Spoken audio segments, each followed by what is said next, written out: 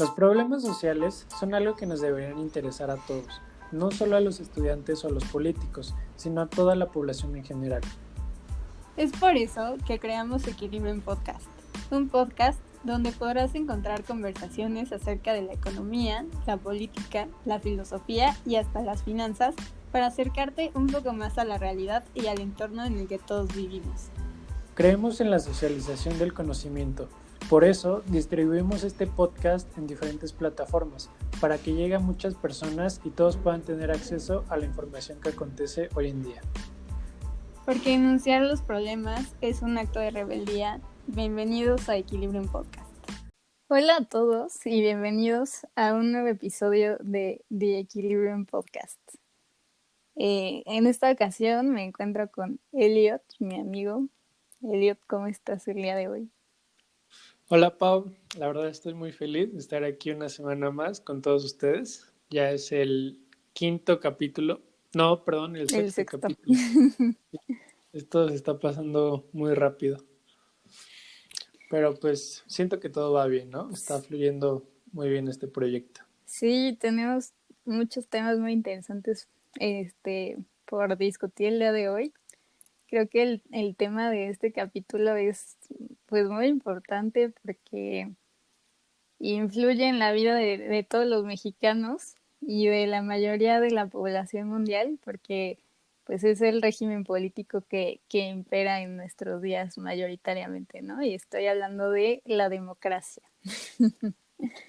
En este episodio, pues vamos a hablar de la democracia, también concretamente de la democracia en México, su historia, cómo se instauró, las ventajas que representa ante otros regímenes políticos.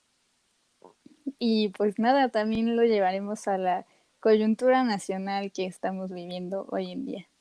Y bueno, la democracia como concepto ya estaba presente desde la Grecia antigua, ¿no? O sea, vemos que Platón alude a este régimen en sus escritos, en sus diálogos, pero más allá de algo positivo se veía como algo negativo, ¿no? Porque al principio se tenía esta visión de que la participación de las masas iba a ser rebelde, ¿no? Iba a provocar desacato, iba a provocar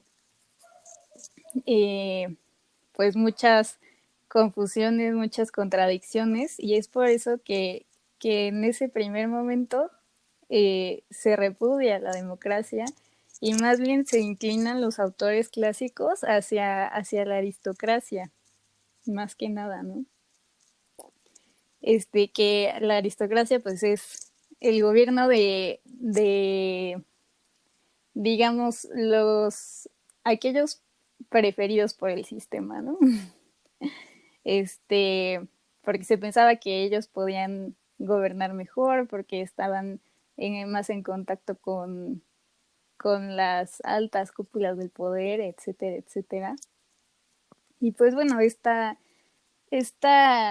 visión de la realidad se fue transformando hasta que llegamos pues a la Revolución Francesa. Digo, ya hemos aludido muchas veces a la Revolución Francesa en este podcast, pero es que realmente significó una decisión en la historia mundial y es ahí donde la gente se empieza a preguntar por qué no participamos, ¿no? O sea, por qué nuestras voces no son escuchadas en el gobierno si todos somos libres e iguales y, y tenemos como, pues sí, esta voz, ¿no? Para participar.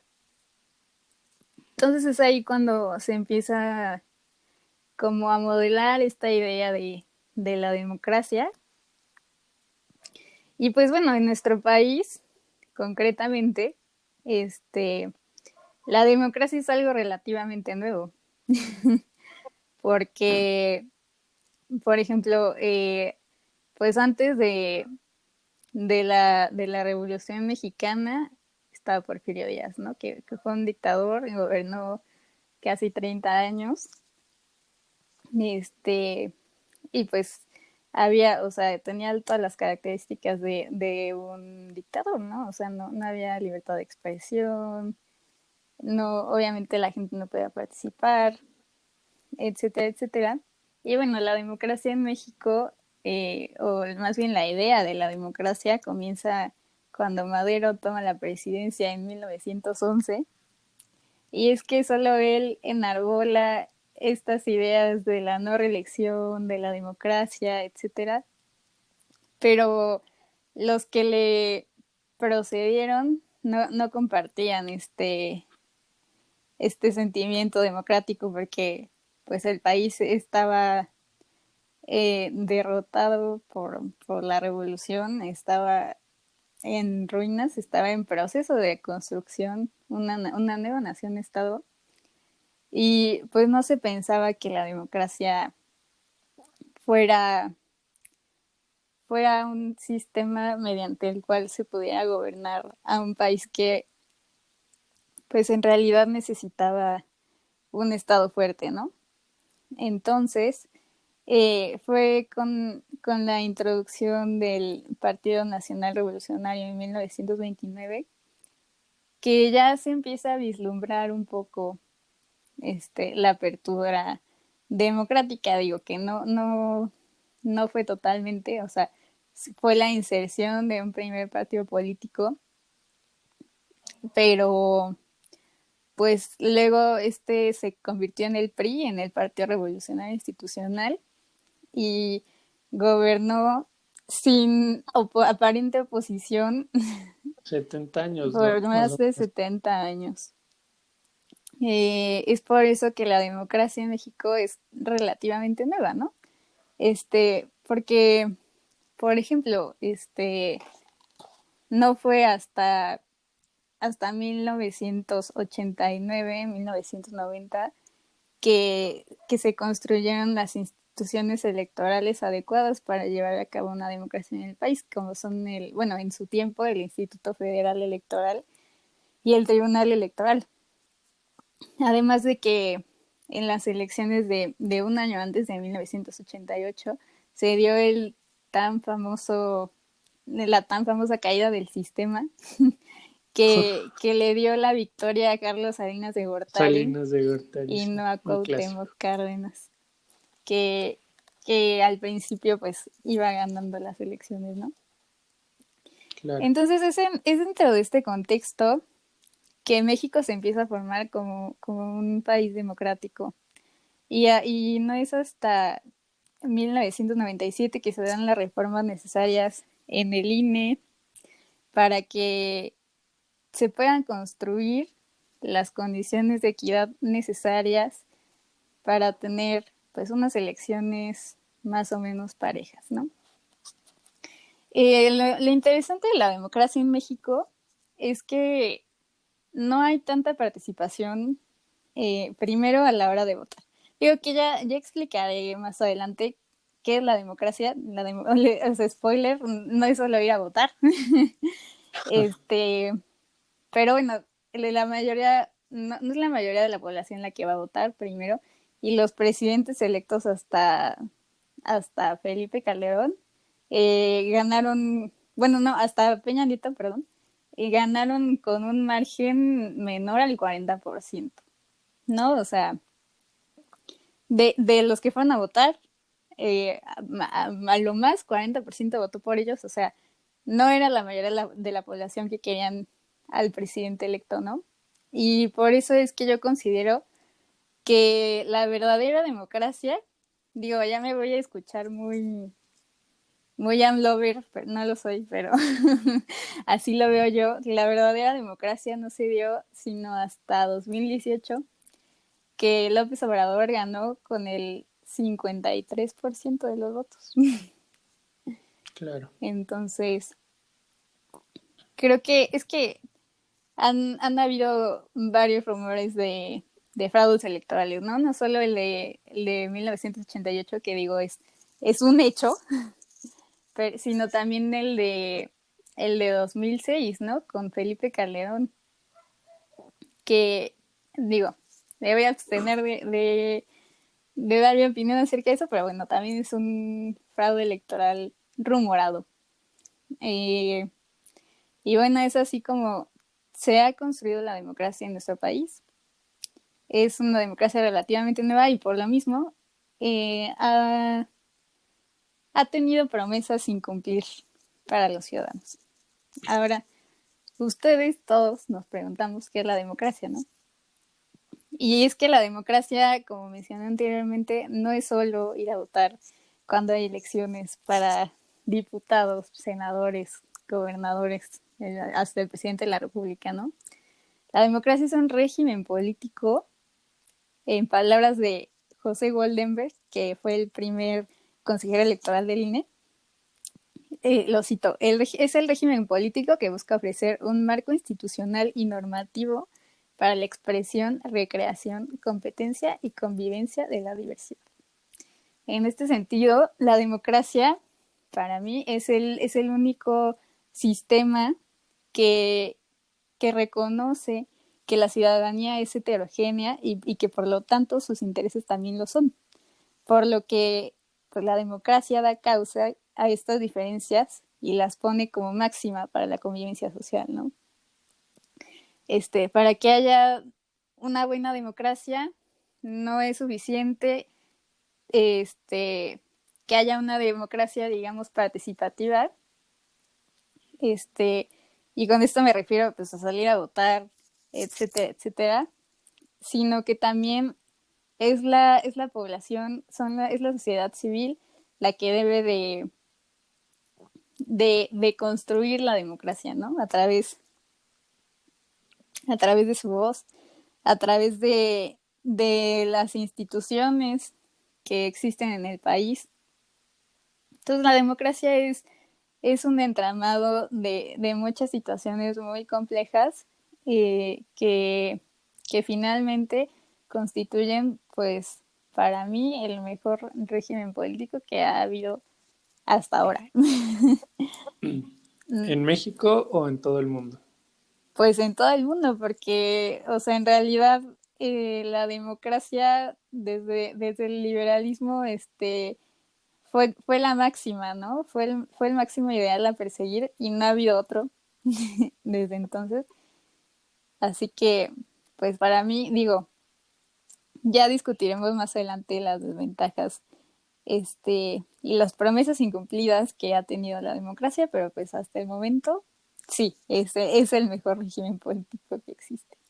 Bueno, pues eso que mencionas, me acuerdo que en una clase que tuvimos que se llama Problemas de la civilización contemporánea, leímos una lectura que se llamaba El sistema democrático estadounidense y el sistema chino. No me acuerdo bien cómo se llamaba la lectura, pero ahí contrastaba las formas de gobierno entre Estados Unidos y China. Y decía que es muy temprano todavía para afirmar que la democracia es el mejor sistema, teniendo en cuenta que en Estados Unidos a la mujer se le concedió el voto en 1920 y en México fue en 1953. O sea, tiene menos de 70 años aquí en México que las mujeres pueden votar. Sí, justo. O sea, eso me refería con que la democracia no se construye solo mediante el voto, sino que hay más circunstancias que, que provocan o que resultan en la democracia. Claro. Ahora, si analizamos también las demás formas de gobierno, aquí me gustaría citar un poquito a Aristóteles en su libro de Política. Aristóteles analizó 158 constituciones de ciudades griegas. Entonces, él, pues, estaba muy informado del tema, ¿no? Él decía que hay tres tipos de sociedades, al igual que una corrupción para cada una. En primer lugar está la monarquía, que se corrompe por la tiranía, que sería el interés del monarca.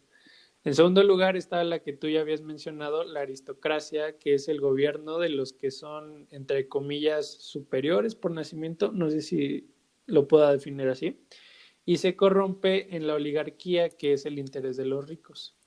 Y en tercer lugar está la república, que es el gobierno por la excelencia de las personas, y se corrompe, son palabras de Aristóteles, no mías, en la democracia, que es el interés de los pobres, y que ninguna de ellas mira el interés común, o sea, la tiranía, la oligarquía y la democracia. Ahora, ¿por qué este Aristóteles dice que la república se corrompe en democracia? Bueno, él lo hace con una pequeña analogía. Por ejemplo, dice que en cada arte y ciencia existen tres categorías: quien la practica, el profesor y los que la conocen por cultura. Si seguimos esta premisa, no se le puede conceder ser quienes gobiernen a los pobres, ya que no tienen el conocimiento. Una vez más, estas son palabras de Aristóteles, no mías. Sin embargo, no se les puede ignorar porque la ciudad se hará de enemigos a la mayor parte de la población. Por eso Solón, un poeta griego, propuso que ellos fueran quienes escogieran a los legisladores, sin ser ellos quien puedan gobernar.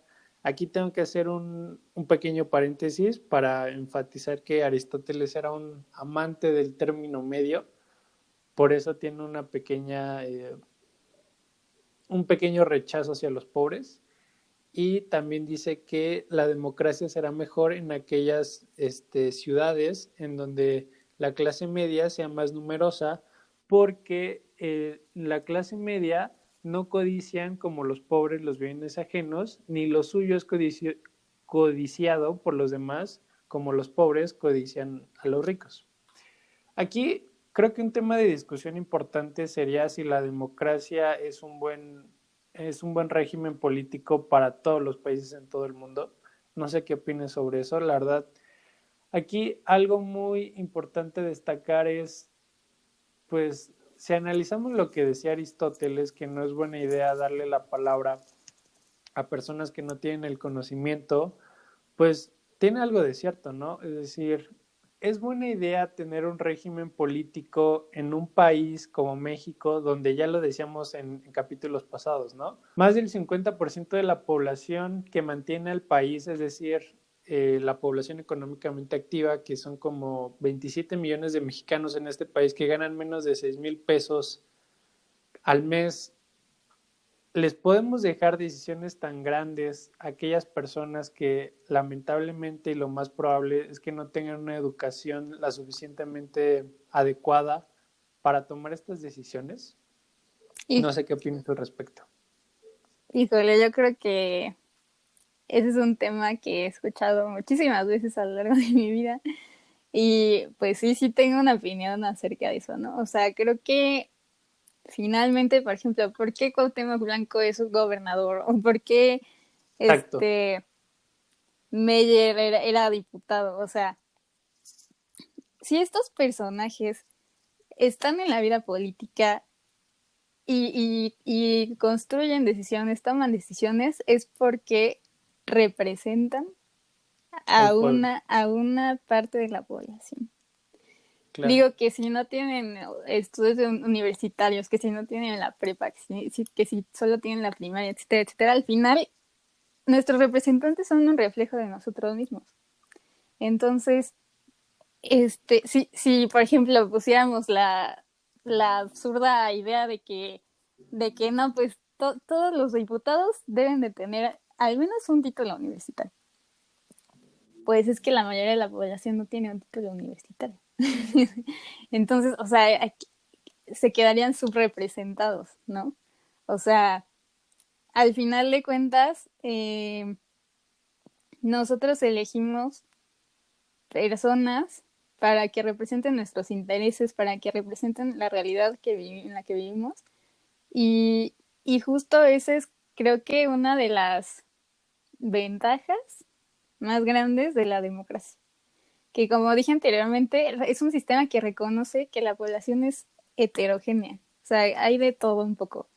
Y, y conforme a eso es que se elaboran pues los postulados que van a regir al país, ¿no? O sea, creo que es válido preguntarse si aquellos que no tienen estudios deben de gobernar al país o deben de tomar decisiones críticas, pero pues yo creo que sí, porque justo eso están haciendo, están representando a una parte de la población que existe en México, que está siendo visibilizada por ellos, por aquellos representantes que son electos o o no electos, digamos, por la representación plurinominal que existe, por ejemplo, en el Congreso. Pero sí, o sea, al final reflejan una realidad de México que no se representaría de otra manera. Sí, ahí tienes un punto.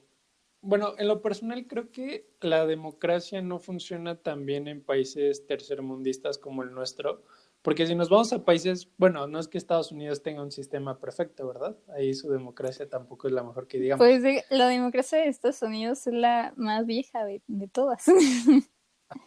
Pero, o sea, mi punto es que, retomando lo que te decía de, pues básicamente se tienen que tener decisiones informadas, ¿no? Creo que todos hemos escuchado que aquí en México o se venden los votos o toman decisiones cero informadas, es decir, creo que sí debe de haber un mínimo, pues no diría estudio, pero sí un mínimo de información para que los ciudadanos tomen buenas decisiones, ¿no? O sea, pero también es un buen punto lo que tú decías, que los gobernantes tienen que ser un reflejo de la población ignorada, si lo quieres ver de esa manera, porque una desventaja muy grande de las aristocracias, de las oligarquías o de las monarquías, donde los gobernantes se eligen, o más bien donde no se toma en cuenta la voz del pueblo, pues una gran desventaja de esos sistemas es justo que no se tiene información de cómo están todos los ciudadanos del país, ¿no?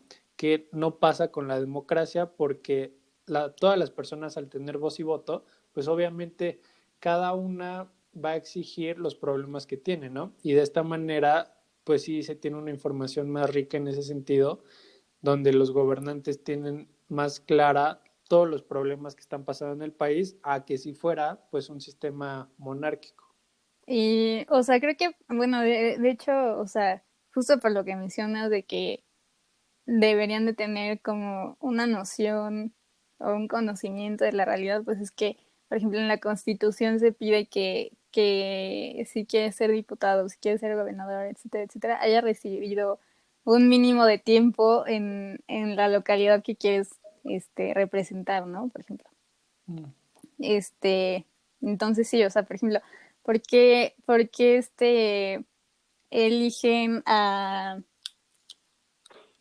representantes populares, a sindicalistas, a esa gente del pueblo que tiene muchos seguidores, pero que no necesariamente tienen, digamos, un conocimiento universitario o académico, o como se le quiera llamar? Pues porque reconocen y conocen la realidad en la que están viviendo, y por eso creo que ellos sí pueden ser un personaje idóneo para representar a la población, ¿no? Porque ellos mismos vivieron y están presenciando las causas por las que van a luchar al ser representantes populares. Claro, pero ¿qué tan importante es la educación universitaria? Estoy de acuerdo que aquellos que sean elegidos tienen que tener muy en claro las condiciones de su localidad, justo por eso que mencionas, ¿no? Para eso los eligen. Pero me imagino que también la parte académica es importante, ¿no? Tienen que conocer bien los procesos por los cuales van a tomar acción. O sea, en lo personal yo no sé nada de eso, yo estudio finanzas, pero tú que estudias ciencias políticas, creo que lo tienes muchísimo más claro que yo. Y creo que, pues no sé tú, pero siento que sí debería ser importante también que tengan un cierto grado académico, ¿no? Que al menos conozcan de leyes. Sí, o sea, para mí, más allá que un título académico, es necesario, pues, una preparación previa, ¿no? Algo así como un curso de legislación 101 para no diputados, ¿no? Entonces, o sea, sí, al final de cuentas deben de conocer el sistema, el mecanismo electoral y legislativo, este, pero para mí al menos no necesitan tener un título universitario. Pero bueno, creo que ahora podemos hablar de un sistema, lo voy a poner entre comillas, democrático de nuestro actual presidente, que son sus famosísimas consultas, que en lo personal estoy súper en contra de ellas. Pero bueno, para empezar, quisiera abarcar un pequeño paréntesis. porque varios medios y varias personas han tachado de populista a este AMLO y quisiera tomarme unos minutos para explicar qué es el populismo. Ok, el populismo hace alusión, es decir, AMLO desde su campaña electoral se ha posicionado justo, ¿no? Como la esperanza de México. Va a ser el presidente que escuche a los oprimidos, los que han sido ignorados, es decir, desde su campaña se ha ido a las personas pobres, ¿no? Y no sé si fue coincidencia o fue meramente estrategia política, pero su partido se llama Morena, ¿no? O sea, estamos hablando que, pues ya lo hemos hablado en otros capítulos, que en este país las personas más rechazadas, ignoradas son las personas morenas. Y es que históricamente, pues el moreno siempre ha sido el oprimido, ¿no? Y aquí en México, como ya lo hemos mencionado, las personas blancas son las que tienen mayores oportunidades. Claramente vivimos en un país racista y sumamente discriminatorio. No sé si esa sea la palabra. Sí. Pero bueno, AMLO siempre se ha posicionado como aquel presidente que va a luchar por todas las personas que han sido ignoradas. Ahora, el populismo siempre ponen a la gente por la que luchan como los únicos, como el pueblo legítimo. Y los que no sean esas personas por las que está luchando AMLO no valen, no importan, su voz no es escuchada. Y es que también los populistas siempre ponen a la gente pura inocente que siempre trabaja en contra de una élite corrupta que no trabaja realmente. Desde que AMLO entró al poder, pues sí se ha creado una brecha más grande. Lamentablemente nos hemos separado como país, como ya lo mencioné, entre chairos y fifís, ¿no? Obviamente mal llamados. Ahora, no todo, algo bien claro que hay que dejar es que no todo el que critica a las élites es populista. Aparte de ser antielitistas, los populistas son antipluralistas. ¿Ok? Entonces, los populistas aseveran que ellos y solo ellos representan al pueblo y los demás competidores son ilegítimos y cualquiera que no los apoye no es propiamente del pueblo, ¿no? Los populistas dicen que las élites son inmorales, mientras que el pueblo es una entidad homogénea y moral cuya voluntad nunca es cerrada.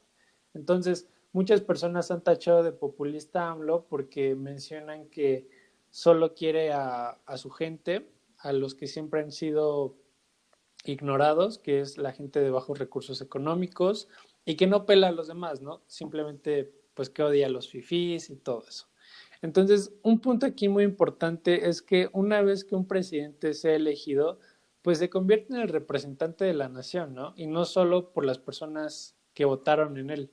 Entonces, el gobierno tiene que representar siempre los intereses nacionales, no solo los intereses de las personas que votaron por él. Entonces, por esta razón es que muchas personas se refieren a que AMLO es una persona populista. No sé qué opinas al respecto. Pues ahí sí tengo un comentario, o sea, sobre lo que decías de que AMLO vino a polarizar al país y nos dividió entre fifís y entre chairos. Yo creo que más que él polarizar, visibilizó la polarización.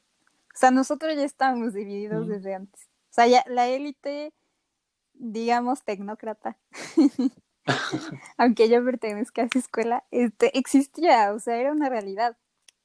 La cúpula del poder estuvo bien delimitada y bien conformada por décadas. Y, y es que sí, o sea, nosotros ya estamos separados. O sea, la clase alta de este país estaba a kilómetros de la clase baja, o sea, más pobre de México. Entonces, creo que más que él polarizar, como ya dije antes, o sea, visibilizó lo que ya existía. O sea, él no nos vino a dividir. Solo vino a hacer evidente que ya estábamos divididos. Y pues, híjole, de lo que sí es populista o no, la verdad es que no lo sé. O sea, ahí sí me reservo mis comentarios porque digo, o sea, sí tiene rasgos populistas, pero yo no puedo asegurar que es populista. Lo que sí es que mmm, creo que Andrés Manuel López Obrador no se ha podido desligar de su figura de candidato. Y para representar al presidente de la nación, ¿no? O sea, como tú decías, no solo gobierna para aquellos que votamos por él, sino que tiene que gobernar para todos. Y esto incluye a los empresarios, a los fifís que llama, o sea, somos todos somos México, todos somos el pueblo. Y, y es que el pueblo al que él alude, pues sí, son los desplazados, son los que han sido históricamente ignorados. Digo, en ese sentido, uno podría decir que no todos somos pueblo, pero estamos en una democracia y sí, y todos debemos de ser el pueblo. Entonces, el pueblo bueno y honesto que Leo dice en sus mañaneras, ¿no? Entonces creo que sí, o sea, lo que sí le ha faltado al observador es desligarse, o sea, darse cuenta de que ya no es candidato, porque fue un eterno candidato. Exacto. Ya no es candidato, ya es presidente, es titular del Ejecutivo y gobierna para todos, o eso debería de hacer. Entonces creo que en ese sentido el mecanismo o sea, fue democrático por el medio el que fue electo, pero su gobierno no está siendo democrático para mí. Sí, ahí tienes un muy buen punto. Lo que dijiste antes me gustó y la verdad no lo había pensado. Que no vino a dividir, sino que simplemente visibilizó la brecha que ya existía en este país. Y lo último que mencionas, pues sí, tiene que gobernar para todos, es su trabajo, por algo lo elegimos como presidente. Y él ha llevado la democracia un poquito lejos, la ha llevado a una democracia extremista, si se puede llamar así, porque justo lo que quería hablar es sobre sus consultas democráticas. En su gobierno ha hecho algunas consultas, como por ejemplo, unas no tan populares, como una termoeléctrica que está intentando poner Morelos. La verdad no sé si ya la puso o si la va a poner. En segundo lugar, también hizo una consulta para poner un corredor transísmico, que es básicamente un ferrocarril que transporta mercancía que busca conectar el puerto de Coatzacoalcos en Veracruz con Salina Cruz en Oaxaca. Es decir, para que se ahorren demasiado dinero y tiempo, en vez de que los barquitos literalmente den vuelta, pues ya simplemente los conecta un ferrocarril, ¿no? Es como un puente. Bueno, ya si nos pasamos a una consulta a una más famosa, yo diría la más famosa, pues es la del aeropuerto, ¿no? De Santa Lucía. Y es que fue la primera, o sea, Y aparte fue la primera, exacto. La mencionó desde campaña, ¿no? Que quería tirar el aeropuerto de Enrique Peña Nieto en Texcoco. Ahora, ¿cuál es el problema de estas consultas? Creo que el principal problema es que son todo menos democráticas. Porque para que un movimiento sea democrático, pues se requiere la mayor cantidad de personas, ¿no? O sea, lo que decías al inicio de los presidentes, que AMLO ha sido el primer presidente democráticamente elegido, si se le puede llamar así, porque tuvo una aprobación del 53%. Mi comentario va en que no se le puede llamar algo democrático si no participa una gran cantidad de personas. Ahora, en esta consulta del aeropuerto participaron menos de 1.100.000 personas y en México hay 127 millones de personas. Estamos hablando que se tomó una decisión que afectó en cantidades inimaginables a todo el país, donde solo participó menos del 1% de la población mexicana. Y esta consulta también estuvo disponible en 538 municipios a nivel nacional, donde en México hay más de, creo que casi 2.500 municipios, más las 16 alcaldías de la Ciudad de México. Entonces, creo que sus consultas tienen buenos fines, no voy a decir que no. AMLO pues tiene buenas intenciones al querer incluir a la población en las decisiones importantes del país. Eso es algo bueno, la verdad, pero no son llevadas de la manera correcta, porque como te digo, ¿cómo es que le dejas algo tan importante al país? Este proyecto, pues no soy experto en todas las cuestiones técnicas, si era bueno o malo dejarlo en Texcoco, pero realmente nos afectó como país y solo se dejó la decisión en menos del 1% de la población. Entonces, obviamente no fue una buena medida para elegir. sí, ahí sí estoy de acuerdo contigo. Creo que estas consultas son la democracia participativa llevada al extremo. Y es que, o sea, el principal problema de estas consultas no es que sean anticonstitucionales, porque lo son. O sea, para armar, se pueden armar consultas ciudadanas, pero deben de cumplir varios requisitos de acuerdo a la Carta Magna de nuestro país, que pues evidentemente las consultas de AMLO no cumplen. O sea, el menor de los problemas es que sea anticonstitucional. O sea, el problema es que no es representativo. Y Exacto. aparte que está sesgado, o sea, porque casualmente las opciones, porque siempre te ponen como dos opciones, ¿no? Va o no va el proyecto. Y la opción ganadora casualmente siempre es la que, por la que aboga el presidente, ¿no? Exacto. Entonces, yo la verdad al principio, en la primera consulta del aeropuerto, yo estaba así como que muy emocionada porque era la primera vez que un titular del Ejecutivo realmente se interesaba en escuchar la voz de la población, pero es que nosotros no somos expertos, o sea, Exacto. no sabemos de aeropuertos, no sabemos de aviones, no sabemos de zonas ecológicas para lo del Tren Maya, ¿no? O sea, realmente creo que los que deberían ser consultados son los afectados directamente, ¿no? Por ejemplo, en la zona del Tren Maya, o sea, los pueblos indígenas que se van a ver desplazados por ese megaproyecto, en el aeropuerto, pues los empresarios que digo, o sea, yo apoyo que se haya atacado la corrupción en la construcción del aeropuerto, pero creo que se pudo haber hecho sin quitar toda la inversión que ya se había hecho, ¿no? O sea, para este proyecto. O sea, creo que quitar el aeropuerto ha sido uno de los mayores fracasos del gobierno actual por todo lo que perdimos, o sea, en dinero.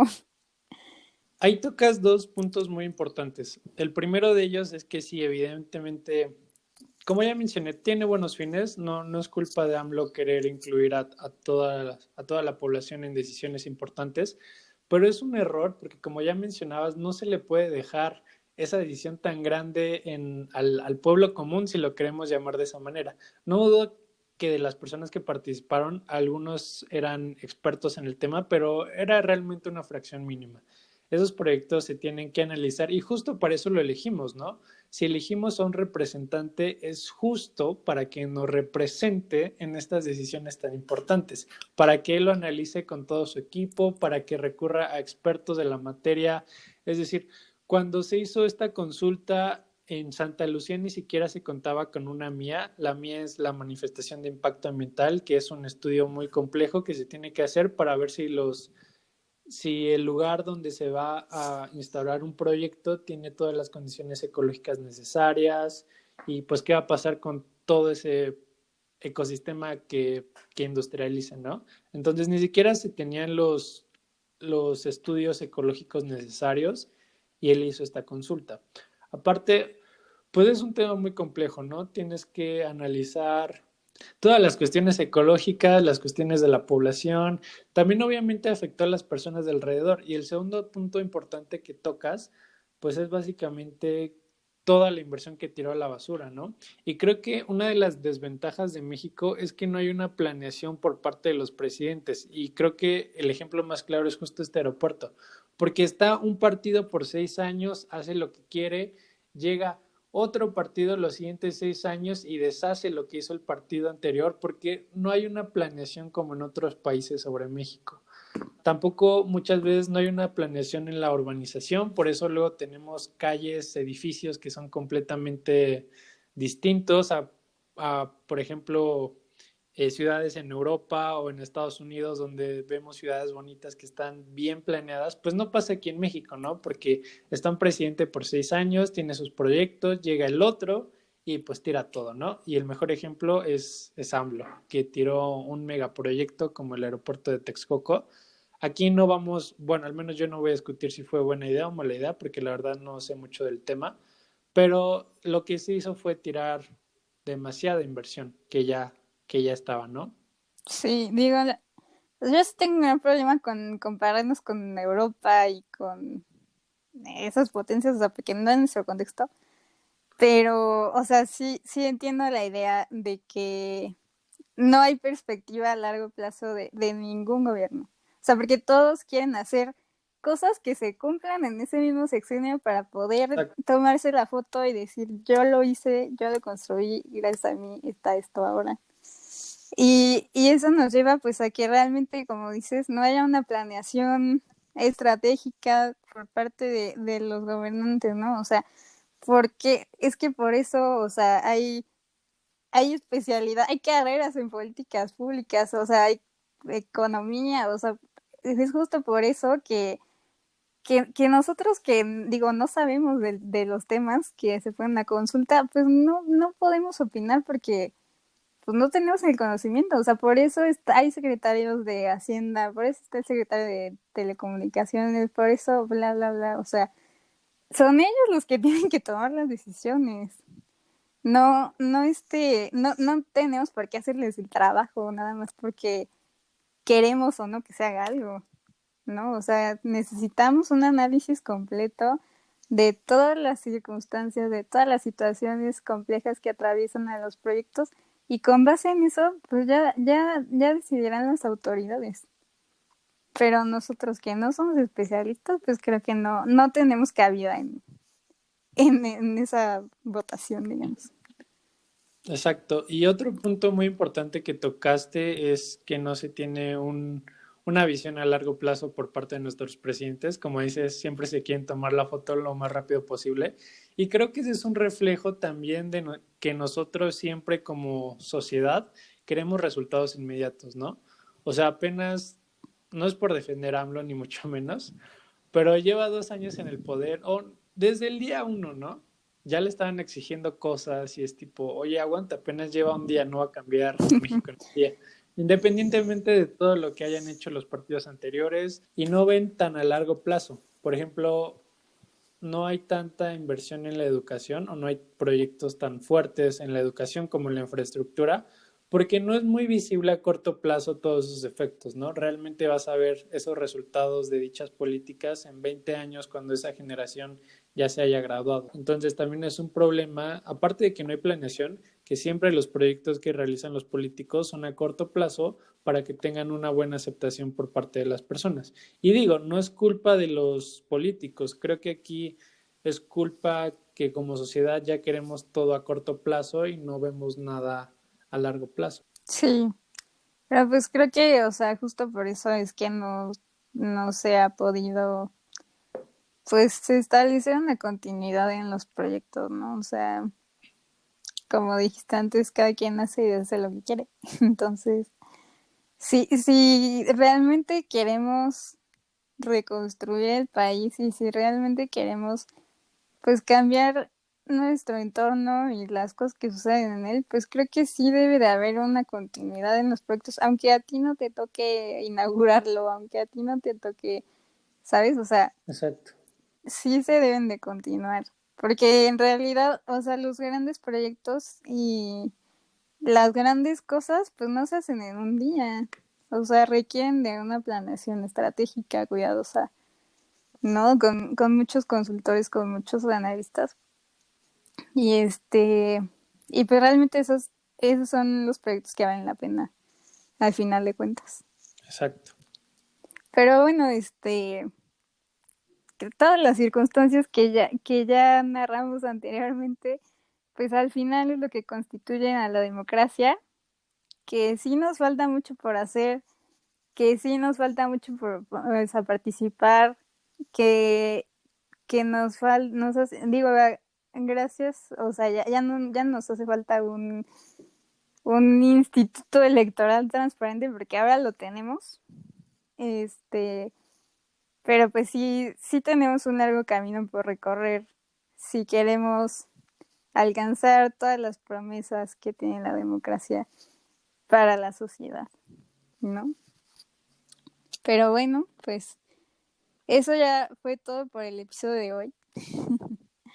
Espero que nuestras disertaciones les hayan aclarado un poco el tema si no sabían mucho de la democracia en México y los haya puesto a reflexionar sobre lo que estamos viviendo ahora, que nosotros nos vamos con más preguntas que respuestas de este capítulo, en realidad. Exacto. pero pues sí. Sí, y pues como conclusión, la democracia es un sistema político muy joven, nos falta mucho por recorrer, pero como mencionaste, vamos por un buen camino, cada vez somos más sabios en este tema y yo sí creo que en el futuro pues nos va a esperar algo mejor, ¿no? Siempre y cuando vote, o bueno, no vote, pero sí que participen la mayor cantidad de personas en los distintos procesos democráticos y sobre todo que sean bien informados, porque no sirve de nada que participe la mayor cantidad de personas si no está bien informada del tema. Y también algo muy importante es que todas estas opiniones que decimos son meramente objetivas, no se tome nada personal, no somos AMLovers, es decir, Subjetivas o así. más bien, si estamos o no de acuerdo con AMLO, pues ya son temas más personales, ¿no? Lo que hacemos en este podcast es analizar de alguna manera todas las, todo lo que vemos en México. No se tome nada personal, no nos tachen de AMLovers o de fifis. Pero pues bueno, creo que esto sería todo por el capítulo de hoy. Muchas gracias por escucharnos y por estar con nosotros en el sexto capítulo de su podcast, Die Equilibrio. Sin más que decir, nos vemos la siguiente semana con un capítulo más. Sale, bye.